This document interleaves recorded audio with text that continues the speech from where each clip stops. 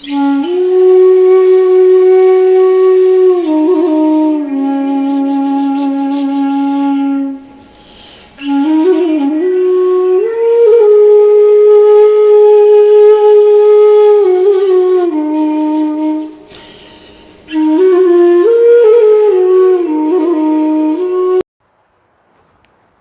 শ্রদ্ধা ও প্রণাম, ছোটদের স্নেহ ভালোবাসা জানিয়ে আজকের ভিডিও শুরু করছি।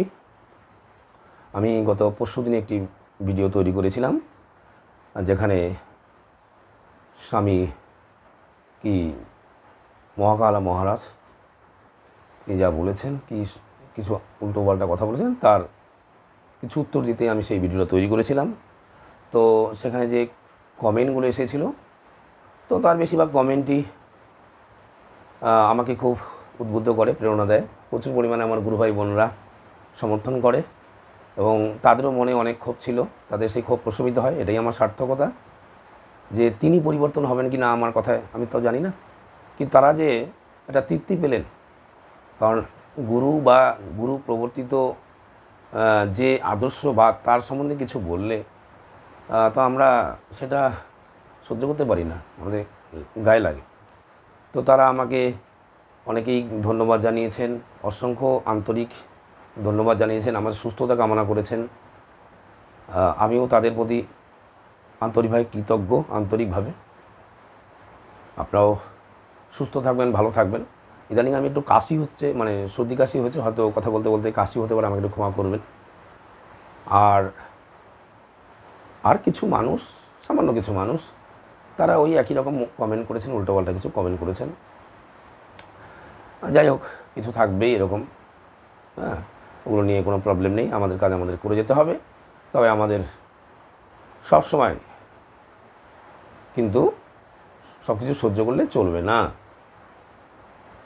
তো যাই হোক, আমি আমাদের নিজেদের জন্যও, আমাদের যারা ঠাকুরের আশ্রয় গ্রহণ করেছে তারাও অনেক সময় ইষ্টবিধি সম্বন্ধে সম্যক ধারণা নেই,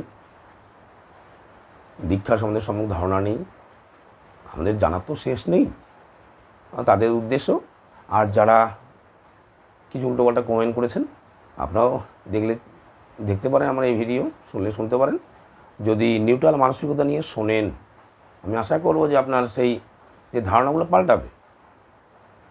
হ্যাঁ, ধারণাগুলো পাল্টাবে, কারণ আপনি কেন, আপনার থেকে আরও খারাপ খারাপ মানুষ যারা চৈতন্যদেবের সময় শ্রী চৈতন্যদেবের সময় দেখা গেছিল যে যোগাই মাধাই, তারা তো শেষ পর্যন্ত প্রভুর পায়ে পড়ে গেল।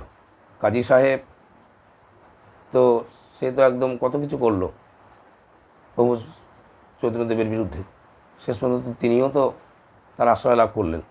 তো যুগে যুগেই দেখা গেছে। তো এক্ষেত্রেও ব্যতিক্রম হতেই পারে, কিন্তু যদি একটা নিউট্রাল মানসিকতা নিয়ে, জানার আগ্রহ নিয়ে, সংকীর্ণ সংস্কার মুক্ত হয়ে, আগের থেকে একটা ধারণায় বশবর্তী হয়ে আছেন, এরকম একটা ধারণা নিয়ে আসলে তো আপনি ক্লিয়ার হবেন না। আমাদেরও তো এরকম আপনার মতো কমেন্ট বা আমাদের মতো ধারণা থাকতেই পারতো, ছিলও বটে অনেকের, সেগুলো নিরসন হয়ে গেছে। আমরা জানতে চেষ্টা করছি ব্যাপারটা কী, কেন স্তুতি করতে হয়, কেন টাকা দিতে হয়, টাকা দেবো কেন। যারা আজকে আমরা স্তুতি করছি তাদের এই প্রশ্ন অনেকেরই ছিল, আছেও বটে, কিন্তু তার সম্বন্ধে সঠিকভাবে না জেনে যাচ্ছে তাই একটা কমেন্ট করে দিলাম, নোংরা কমেন্ট করে দিলাম, তাতে কি হলো?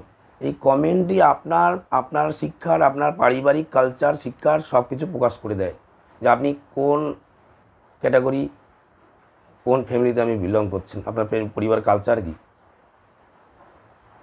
কোনো বিখ্যাত মানুষের ঠাকুরকে আপনি ভগবান মানুন না মানুন, শ্রী ঠাকুর অনুকূলচন্দ্রকে আপনি একটা মানুষ হিসেবে দেখুন না, তাহলে ব্যক্তির চরিত্রটা দেখুন। হাজার হাজার মানুষ তাকে কেন তার কাছে এলো, তিনি যখন ছিলেন সশরীরে, কত বড় বড় ব্যক্তিরা তার কাছে এসেছেন। দেশবন্ধু চিত্তরঞ্জন দাস, তিনি এত বড় একজন বিখ্যাত মানুষ, শিক্ষিত মানুষ, তিনি ঠাকুরের কাছে এসে চরণাশ্রিত হয়েছিলেন, দীক্ষিত হয়েছিলেন। নেতাজি সুভাষচন্দ্র বসুর বাবা মা ঠাকুরের একনিষ্ঠ ভক্ত ছিলেন, যেমন তেমন ভক্ত নয়। সেই কটক শহরের ঠাকুর তাদের বাড়িতেও গিয়েছিলেন। তার যে সন্তান নেতাজি সুভাষচন্দ্র বসু ঠাকুরের সাথে একাধিকবার সাক্ষাৎ করেছিলেন, এরকম একটা ভিডিও আমার করা আছে, এই নিয়ে আপনারা দেখে নেবেন পারলে। তো তারা কি যেমন হেলাফেলা মানুষ নাকি যাত্রার কাছে চলে গেল আর তাদের পায়ে মাথা নোয়ালো? এখনও দেখবেন যে নেতাজি রোড, কলকাতার যে নেতাজি ভবন আছে, যেখানে নেতাজিকে অন্তরীণ করে রেখেছিল ব্রিটিশরা, সেখানে এখনও তার শয়নকক্ষে মানে বেডরুমে শ্রী ঠাকুরের একটি ব্ল্যাক অ্যান্ড হোয়াইট ছবি শোভা পাচ্ছে। তো কতটা শ্রদ্ধা করলে তার ছবি তিনি রেখেছিলেন। এতে কি মনে হয়? জাদু সম্রাট পিসি সরকার ঠাকুর কাছে এসে তিনি জাদু দেখলেন, ঠাকুর জাদু দেখলেন, তারপরে নানা ঘটনার পারম্পর্যে পরবর্তীতে সে ঠাকুরের তার প্রেম, তার ভালোবাসা, তার মানুষের প্রতি করা সেবা সব কিছু থেকে মুগ্ধ হয়ে তিনিও ঠাকুরের চরণাশ্রিত হয়েছিলেন। এগুলো খবর রাখতে হবে, বই পড়তে হবে। শোনা কথায় কান দিলে হবে না। আপনারা শিক্ষিত মানুষ, এখন সবাই কম বেশি শিক্ষিত, আপনাদের বই পড়ার ক্ষমতা আছে, অক্ষর জ্ঞান তো মিনিমাম সবারই আছে, সে বইগুলো পড়তে হবে যদি জানার আগ্রহ থাকে। আর যদি না জানেন সেই ব্যাপারে about the subject you do not comment, কোনো কমেন্ট করা ঠিক নয়। আমি জানি না, কার কাছে কী শুনলাম না শুনলাম কি, এগুলো তো মূর্খতার পরিচয় না, এগুলো নিম্ন মানের রুচির পরিচয়। এরা প্রকৃত সভ্য ভদ্রলোকেরা এসব করে না। যে এগুলো থেকে একটু সংযত হতে হবে, রিকোয়েস্ট করছি আপনাদের। বই আছে, বই পড়ুন, জানুন, দেখবেন ধারণা ক্লিয়ার হবে। কিন্তু ওই তর্ক করা মানসিকতা নিয়ে আগের থেকে একটা ধারণা নিয়ে বসে থাকলে হবে না। যাকে এগুলো বলতেই তো অনেক সময় চলে গেল। এবার ইষ্টভীতির সম্বন্ধে বলতে গেলে অনেক কথা বলতে হয়, সেটা তো বলা সম্ভব নয় ইউটিউবে একটি ছোট ভিডিওতে। সহজভাবে এটা হচ্ছে লাভ অফারিং, এটা প্রীতির অবদান, ভালোবেসে দেওয়া। মানুষ যেমন তার পরিবারের সদস্যদের জন্য করে, এটি পুরুষ যেমন তার স্ত্রী পুত্র পরিবারের সবার জন্য করে। আমরা যখন জীবন্ত আদর্শ গ্রহণ করি, দেহধারী গুরুকে গ্রহণ করি, তার জন্য আমরা করতে হয়। এটা শুধু ঠাকুরের শ্রী ঠাকুর অনুকূলদের ব্যাপার না, ইষ্টভীতি নানা ফর্মে আছে, সব রকম মতেই নানা ফর্মে আছে। মুসলমানদের জাকাত আছে, খ্রিস্টানদের চার্চ রেট আছে, মানে আলটিমেটলি ভগবানের উদ্দেশ্যে কিছু দেওয়া। আর গুরু হচ্ছে ভগবানের সাকার মূর্তি। ভগবান গীতা, শ্রীকৃষ্ণ গীতা কী বলেছেন? 3য় অধ্যায়ের 12 নম্বর শ্লোক খুব সম্ভবত, ইষ্টান ভোগান দেবানি দাস্যতে যজ্ঞ ভাবিতা তদ্দত্তান অপ্রদায় যো ভুক্তি স্থানে অবসর। যে আমার জিনিস আমাকে না দিয়ে খায় সে চোর।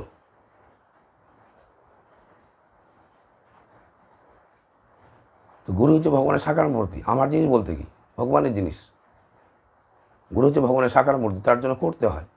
ভগবান রামকৃষ্ণ ঠাকুর, যিনি টাকা ছুটি না, যিনি বলতেন মানুষ টাকা মাটি টাকা, তিনিও কিন্তু ওই বিবেকানন্দ অর্থাৎ কেশবকে বলতেন, আর নরেন কেশব, যখন আমার এখানে আসিস হাতে করে একটা পান নিয়ে আসতে পারিস তো।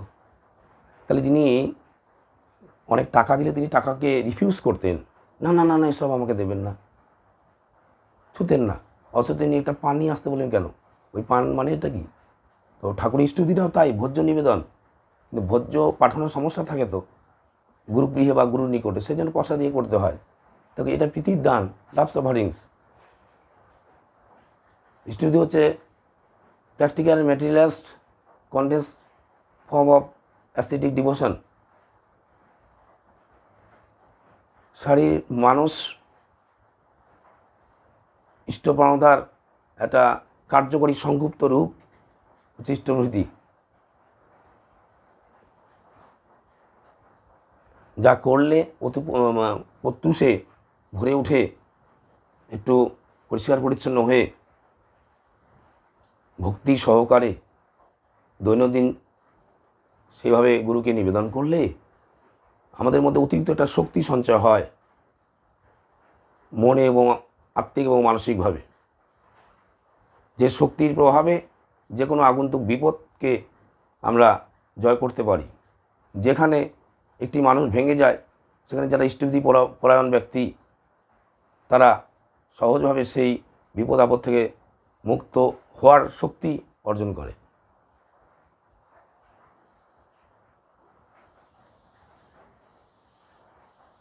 এই হলো ইষ্টভীতি। ইষ্টভীতি আরও অনেক বলতে গেলে শেষ হবে না, তো আমি এত বলার কি আছে, বই পড়বেন। বিশ্বকবি রবীন্দ্রনাথ তার শান্তিনিকেতন গ্রন্থ, এটা আমার ভিডিও আগে করা আছে, শান্তিনিকেতন গ্রন্থের ত্যাগের ফল অধ্যায়ে ঠিক ঠাকুর যে ইষ্টবিধির কথা বলেছেন শ্রী ঠাকুর, ঠিক তেমনতরভাবে ভগবানকে কিছু নিবেদন করার কথা বলা আছে দৈনন্দিন। তিনি বলেছেন এগুলো পড়তে হবে, এটা নতুন কিছু নয়। আগে যেমন মানুষ যোগাযোগ করতো চিঠির মধ্য দিয়ে, এখন মানুষ এই যে মোবাইল ফোন দিয়ে যোগাযোগ করছে। আলটিমেটলি যোগাযোগই তো করছে, মাধ্যমগুলো একটু, ফর্মগুলো একটু চেঞ্জ হয়েছে, উদ্দেশ্য তো যোগাযোগ করা, কথা বলা। সেজন্য এটা however may be different form, but basic purpose is same. দিলে কি হয়, টান হয়, ইষ্টের প্রতি টান ভালোবাসা বাড়ে দিতে দিতে। আমরা যাকে ভালোবাসি তার জন্য কিছু করতে ইচ্ছে করে। আর ঠিক মানে হোমিওপ্যাথিতে সিমিলিবাস কিউরেন্টাম বলে একটি পদ্ধতি আছে। এখানে বলা হচ্ছে যে যে এই যে যা করলে, সাপোজ আমি এমন একটা কিছু খেয়েছি যেটা আমার মাথা ঘুরছে, ঠিক স্বাভাবিক অবস্থায় এমন একটা খেয়েছি যে মাথা ঘুরছে, ঠিক কখনো মাথা ঘুরলে ঠিক ওইরকম কিছু একটা জিনিস খেলে মাথা ঘোরা বন্ধ হতে পারে। এইভাবে সিমিলিবাস কিউরেন্টাম বলে একটা চিকিৎসা পদ্ধতি আছে। তেমনি যাকে ভালোবাসি তাকে কিছু দিতে ইচ্ছে করে, ঠিক কাউকে কিছু দিতেই তার প্রতি ভালোবাসা হয়।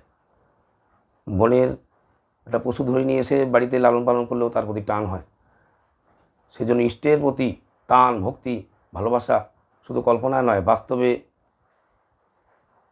তৈরি করতে গেলে, বাস্তবে সৃষ্টি করতে গেলে আমাদের সব কিছুর মধ্যে যেমন দেওয়া নেওয়ার বিধি আছে, ঠাকুরকেও দিতে হবে, করতে হবে, প্র্যাকটিক্যালি কিছু করতে হবে। এটাই ইষ্টবিধি। This is love suffering. ভালোবাসলেই আমরা কাউকে না কাউকে কিছু দিতে চেষ্টা করি। আসুন দাদা, বসুন, খান, একটু চা খান না, এগুলো বলি। এটাই স্পেশালাইজড ফর্ম ইষ্টবিধি। খুব সহজভাবে ভাবার ব্যাপার আছে। আর সবচেয়ে বড় কথা হচ্ছে যে ইষ্টবিধি করছে সে তার নিজের পয়সা থেকে ইষ্টবিধি করছে, রোজগার থেকে করছে। আপনারা আমার টাকা দিয়ে তো করছেন। আমি আমার টাকা ইষ্টবিধি করছি, আজে বাজে জায়গায় খরচ করলে একটা কথা থাকতো। আমি আমার গুরুকে দিচ্ছি, আপনাদের এত মাথা ব্যথা তো হওয়ার কথা নয়। আপনি বোঝেননি তাই করেননি। আরেকজন স্তুতি করছে, আপনার গায়ে জ্বলছে কেন? আপনার টাকা নিয়ে আমি স্তুতি করেছি নাকি? আপনার টাকা নিয়ে আপনি কী করছেন সেগুলো আমরা তো হিসাব করতে চাইছি না। আমি কাকে দেবো, আমার গুরুকে দেবো, সেটা তো আমার ব্যাপার। কতটা দেবো, কেন বেশি বেশি করে দেবো? আমাদের তো আমাদের জীবনটাও আস্তে আস্তে তার কাছে উৎসর্গ করার জন্য চেষ্টা করছি, তার হওয়ার চেষ্টা করছি। এই তো ইষ্টবিধি। দীক্ষা হচ্ছে দক্ষতা অর্জনের কৌশল অবলম্বন করা। দীক্ষা এমন কিছু, ঠাকুর এক জায়গায় বলেছেন যে দীক্ষা is nothing but a technique by which we can be efficient in our life. দক্ষ থেকে দীক্ষা এসেছে। দক্ষতা অর্জনের কৌশল লাভ করা আলটিমেটলি যেটা মূল কথা আর কি, জীবনে এফিসিয়েন্ট হওয়া। আরও দীক্ষার অনেক রকম কথা বলা যায়, সে তো ব্যাপক কথা, দু একটা লাইনে বলে এরকমই বলতে হবে। ঠাকুর বলেছেন যেটা সেটাই বললাম। আপনি মানলেও মানবেন, না হলেও মানবেন। আপনি আপনার জায়গায় থাকুন, আমরা চেষ্টা করবো, আপনাকেও চেষ্টা করব। কারণ আপনি আমার সোসাইটির, আমার পাড়ার, আমার প্রতিবেশী তো। আমার বিশ্বাস ঠাকুরকে দীক্ষা গ্রহণ করে আমি দেখছি তো। কালকে বলেছি এটাকে বাড়াবো না, আমার চেষ্টা করবো না কেন? দল ভারী, একজন বলছে দল ভারী, আসো কিছুই না দল ভারী, এ কমেন্ট করে দিলেন। আরে ঠিক আছে, দল ভারী অবশ্যই। আমরা সাধু, আমরা সৎ যদি হই তাহলে আমার তো দল ভারী হতে হবে। তা তো স্বাভাবিক। আপনারা এলে আমরা আরও সমৃদ্ধ হবে, এটা স্বাভাবিক। সব কিছুতে তো মানুষের প্রয়োজন আছেই। ঠাকুর বলছে I want a man even against A kingdom. আমি সাম্রাজ্যের বিনিময়ে আমি একটু মানুষ চাই, সত্যি চাই। আপনাদের অবশ্যই চাই, প্রত্যেকটি মানুষকে আমাদের চাওয়া। আমাদের মানুষের ক্ষুধা নিবৃত্ত হয় না, আমাদের আরও চাই মানুষ। আমাদের এত উৎসবগুলোতে এত মানুষ হয়, তো তবু আমাদের আচার্যদেব বলেন আরও মানুষ হওয়া চাই, ব্যাপক মানুষ হওয়া চাই। কারণ দেখুন না, এই যে এত শিক্ষা, এত স্কুল কলেজ, এত ইউনিভার্সিটি, দেখুন তো নেশা কীভাবে বেড়ে যাচ্ছে। কিন্তু আমাদের মধ্যে 10% যে নেশামুক্ত হয়েছে দীক্ষা নিয়ে, আমি বলছি না, কিন্তু আমাদের উদ্দেশ্য তাই, চেষ্টা করছি আমরা একটা মানুষকে দীক্ষা দিয়ে তার সাথে যখন আমরা সে গুরুভাই হচ্ছে আস্তে আস্তে তার মেলামেশা করার মধ্য দিয়ে, হ্যাঁ, যারা নেশামুক্ত হয়েছে তারা একজনকে চেষ্টা করছে নেশামুক্ত করানোর চেষ্টা করছে। এভাবে হয়েছে তো, হচ্ছে তো। আর সবটা তো সময় সাপেক্ষ, একদিনই তো সব কিছু হয়ে যাবে না। চেষ্টা করে যাচ্ছি, তবে হ্যাঁ সংখ্যায় অনেক হয়েছে, প্রচুর পরিমাণে ইয়াং জেনারেশান ঠাকুরকে দীক্ষা গ্রহণ করে কীভাবে সাত্ত্বিক সুন্দর, হ্যাঁ, জীবনযাপন করছেন। এরকম তো আছে। এটা দেখতে, এটা হিংসার কিছু নেই তো, ওটা দেখে খুশি হওয়া উচিত।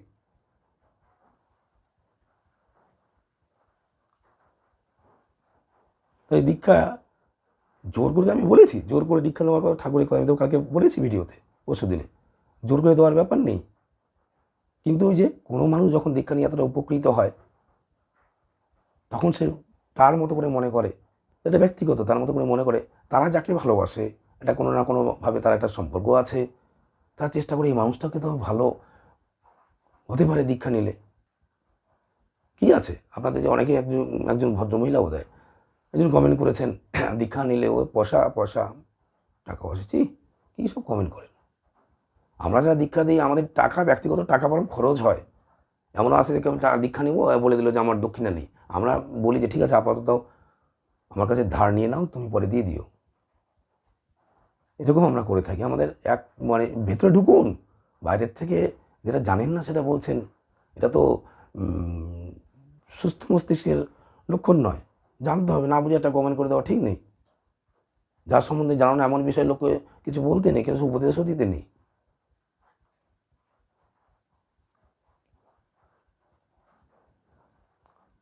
আরেকজন এরকম বলেছেন, এগুলো নিয়ে পরবর্তীকালে আমি কিছু বলবো না, তো যাই হোক, একজন বলেছেন যে ইষ্ট পরিবারের আপনাদের গুরুদেব যে লাক্সারি লাইফ যে কী দেখেছেন কে জানে, তো তার মানে আর্থিক উৎস কী, সোর্স কী, এটা আবার প্রশ্ন করে জানতে হয়, বা আপনার ভেতরে কি সত্যি কি প্রশ্ন করে জানতে চাইছেন, না ভেতরে হিংসে হচ্ছে, বলুন তো, এটা কোনো প্রশ্ন হলো? তার প্রথম কথা হচ্ছে তাদের লাক্সারি লাইফ আপনার সামনে, আপনি যেটা বলছেন সেটা ভুল বলেছেন। আপনাকে রিকোয়েস্ট করব, আপনি দেওঘরে যাবেন, তাদের লাইফটা একটু দেখবেন। ভেরি সিম্পলভাবে তারা থাকেন। আচার্যদেব, আমাদের বর্তমান আচার্যদেব যেখানে বসেন, নিচে, আমরা যখন নিচে বসি, নিচে বসেন, একটা তোষক পাতা থাকে, সাদা কাপড়, একটা বেডশিট থাকে, একটা সিংহাসন, একটা চেয়ার, একটা বেডও তিনি বসেন না। তার বাড়িঘরগুলো বহুদিন আগে যে বাড়িঘর, সেগুলো টাইলস ফাইলস কোনো লাগানো নেই সেরকম কিছু, যতটা যেটুকু করলে হয়, হয়তো প্রয়োজনে কোথাও একটু বেশি লাগানো আছে, এটুকুই। হ্যাঁ, বাড়িগুলো খুব একটু উন্নত মানের গাড়ি থাকে, এগুলো কে দেয়? ভালোবেসে যারা গিফট করা হয়, প্রচুর পরিমাণে গিফট করা হয়। একটা জন্মদিনে যাকে তাকে আপনার জন্মদিনে যেমন আপনাকে মানুষ গিফট করে, আপনাকে যা ভালোবাসে তারা গিফট করে, এবার গিফটের পরিমাণ কীরকম হবে সেটা আপনার তার প্রতি ভালোবাসার উপর ডিপেন্ড করবে। আমি আমার ঠাকুরকে একটা গাড়ি দেবো, তাতে আপনার কি? আমার গুরুকে আমি কত বড় গাড়ি দেবো, BWM দেবো না কী দেবো, সেটা তো আমার উপর ডিপেন্ড করবে। তাদের গিফট করা হয়, তারা খুশি হয়, তারা এগুলোর প্রতি কোনো রকম মানে তাতে কোনো মোহ নেই, বিষয় আসক্তি কোনো কিছুর মধ্যে নেই। আমরা চাক্ষুষ দর্শন করেছি, মিশেছি, না মিশলে, না সঙ্গ করলে হবে না। সংঘাত সঞ্জয়তে শ্রদ্ধা, সঙ্গ থেকে শ্রদ্ধা তৈরি হয়, সঙ্গ না করলে হয় না। একটা মানুষের সাথে না মিশলাম না, কাছে গেলাম না, দূর থেকে কারো কথা শুনে আমি মন্তব্য করছি, তা হয় না। শোনা কথায় কান দেয় যে মোকাবেলায় মেলায় না, অনাহত পাতুত্ব পায় শুভতারে চালায় না। বাস্তবভাবে দেখতে হবে, বুঝতে হবে। তারপরেও অনেকে কমেন্ট করেছেন জোর করে দীক্ষা দেওয়ার কথা অনেকে বলেছেন। আর জোর করে দীক্ষার কথা আমি কী বলেছি আমি? উনি বলেছেন, ওই স্বামীজি যে বলেছেন আর কি, মহাকাল মহারাজজি, উনি বললেন যে ঋত্বিকের ভয়ে, ঠাকুরের ঋত্বিকের ভয়ে মানুষ ঘর ছাড়া গৃহহীন পলাতক। কেন আমাদের, আমি আর কি বাড়াবো? কালকে তো বলেছি আমাদের কোনো রাষ্ট্রীয় ক্ষমতা নেই। আপনার মতো আমার মতো আপনার পরিবারে আমরা থাকি, ঋত্বিক কি কোনো মঙ্গল গ্রহ থেকে এসছে নাকি? আমরা পাড়া প্রতিবেশী, আপনার পরিচিত মানুষের মধ্যে।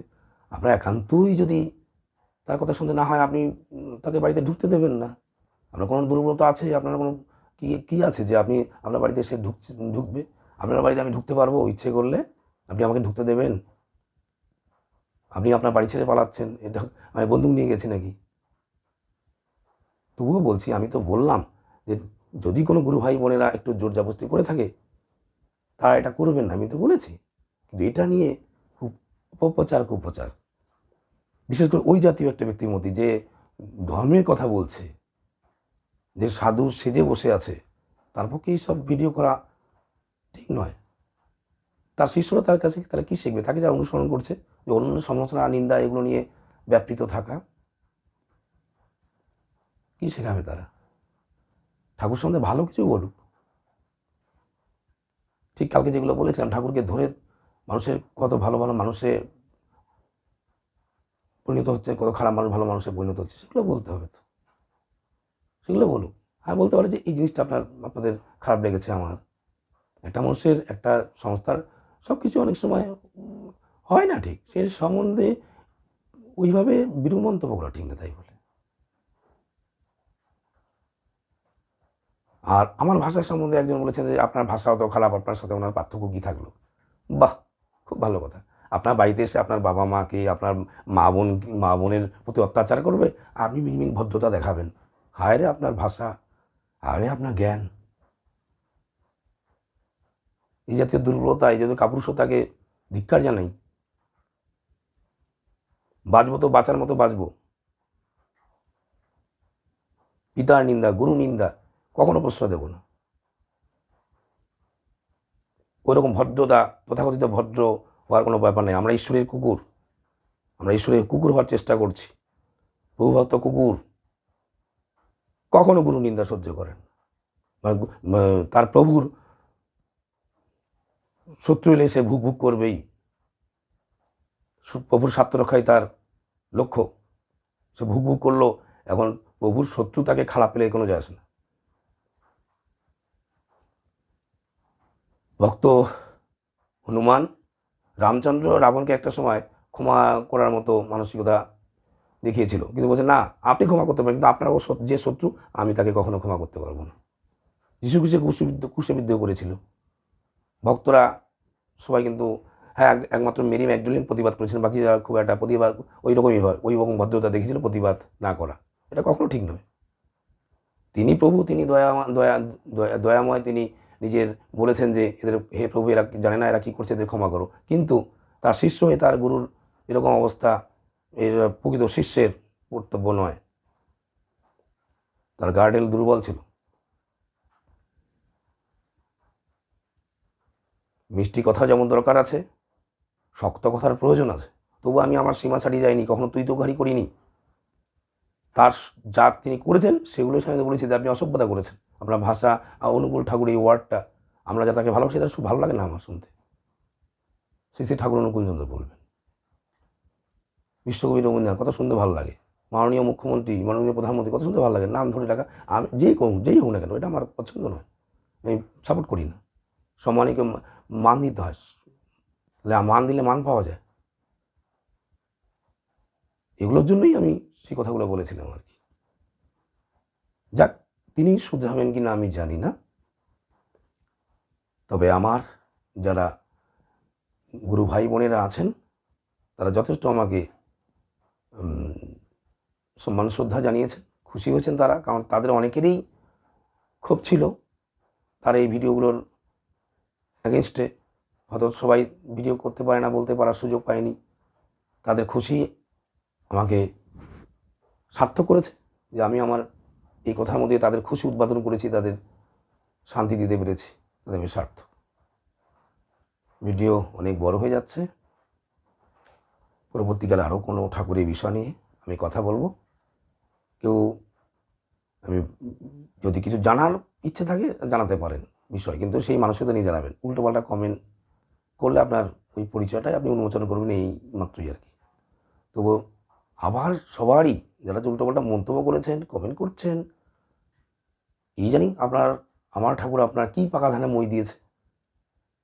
যারা দীক্ষিত, যারা দীক্ষা নিয়ে ঠাকুরের জন্য এত কিছু করছে, তাদের কোনো মাথা ব্যথা নাই, তারা ইষ্টবিধি করেই যাচ্ছে। আপনার দূর থেকে আপনাদের মাথা ব্যথা হয়ে যাচ্ছে হিংসা হিংসা হিংসা, এটা স্বাভাবিক প্রবৃত্তি, মানুষের হিংসা হতেই পারে, কিন্তু এই প্রবৃত্তিটা ভালো না, এটাকে নিরসন করতে হবে। হিংসা, পরশ্রী, কাতরতা, এই প্রবৃত্তিগুলো জ্বালা করতে চেষ্টা করতে হবে। তিনি মানুষ হিসেবে তো তিনি একজন বাঙালি, তিনি বাঙালি গর্ব। সারা ভারতবর্ষ এবং ভারতবর্ষের বাইরে মানুষ, সব রকম সম্প্রদায়ের মানুষ তার কাছে দীক্ষা গ্রহণ করছে, তার কাছে আসছে। আজকে দেওঘরে তার আশ্রম তৈরি হচ্ছে, সারা ভারতবর্ষের সব স্টেটের মানুষ সেখানে আসছে। এটা কম গর্বের ব্যাপার? বাঙালি হিসেবে এই যে বিবেকানন্দের ক্ষেত্রেও তাই হয়েছিল। আমরা আজকে বিবেকানন্দ অনেকেই করছি, স্বামী বিবেকানন্দ, তৎকালীন সমাজে স্বামী বিবেকানন্দকে যোগ্য সম্মান দেওয়া হয়নি। এই নিয়ে অনেক কথা আছে। ভিডিওর পরিসর বড় হতে চলেছে, আর বাড়াচ্ছি না। সবাই ভালো থাকবেন, পরম পিতার কাছে এই প্রার্থনা করছি। জয় গুরু।